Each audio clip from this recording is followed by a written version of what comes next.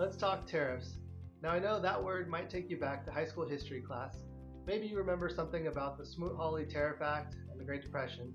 But today, tariffs are back in the spotlight, playing a big role in U.S. trade policy and creating ripples in the markets. So what exactly are tariffs? At their core, tariffs are taxes placed on imported goods.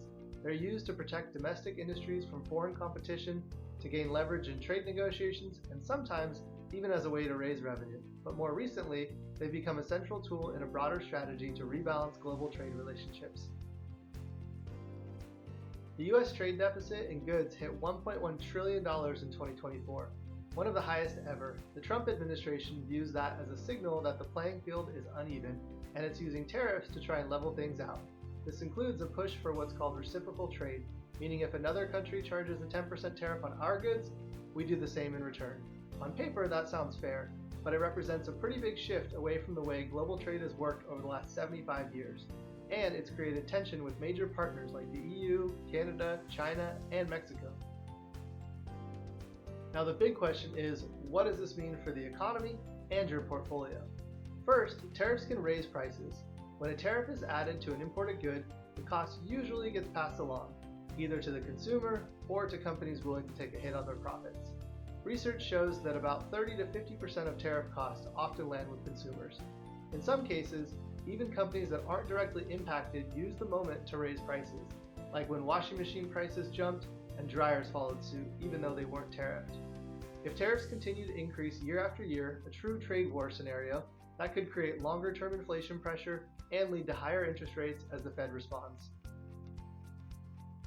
From a market perspective, tariffs often mean volatility. In 2018, markets dropped as the US and China exchanged tariff threats. But by 2019, with new trade deals in play and consumer spending holding up, the S&P 500 bounced back sharply, gaining over 30%. That tells us something important. While tariffs can cause short-term turbulence, markets tend to recover when the broader fundamentals remain strong. Of course, trade policy doesn't exist in a vacuum. Countries that rely heavily on exports to the US, like Mexico or Canada, could face economic slowdowns. In response, we may see other governments loosen fiscal policy, like Germany, which is now ramping up infrastructure and defense spending to reduce dependence on exports. Meanwhile, Trump's use of emergency orders to quickly impose or remove tariffs has added another layer of uncertainty for businesses trying to plan ahead. So what's the bottom line? Tariffs are just one piece of a much larger, evolving economic picture. They can cause temporary disruptions in prices, in trade, and in the markets. But over time, the U.S. economy and stock market have shown incredible resilience. As investors, it's a good reminder to stay focused on long-term principles. Diversify, stay invested, and don't let short-term noise shake long-term plans. If you have questions about how current trade policies might impact your portfolio, let's talk.